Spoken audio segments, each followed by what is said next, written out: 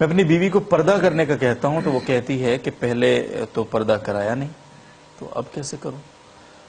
تو کیا اگر وہ پردہ نہ کرے تو مجھے گناہ ہوگا؟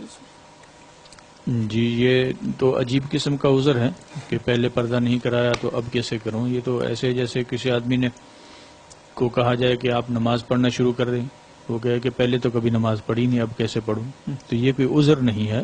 ان کو کہا جائے کہ پہلے جو پردہ نہیں کرتی رہی وہ گناہ کا کام تھا، اس سے توبہ کریں، استغفار کریں، دل سے ندامت کا اظہار کریں اور آئندہ اس گناہ سے بچنے کی کوشش کریں۔ جب یہ ان کا ذہن بنایا جائے گا تو انشاءاللہ پردہ کرنے پہ راضی ہو جائیں گی۔ باقی یہ کہ آپ نے ایک مرتبہ کہہ دیا، اب اس کے باوجود بھی اگر وہ پردہ نہیں کرتی ہے تو آپ اس کو جتنا سختی سے کہہ سکتے ہیں کہہ دیں، لیکن اس کی وجہ سے مار پٹائی کرنا یا گھر میں جھگڑے فساد مچانا یہ تو ٹھیک نہیں ہے، اور اگر اس کے باوجود وہ پردہ نہیں کرتی تو اس کا گناہ آپ کو نہیں ہوگا۔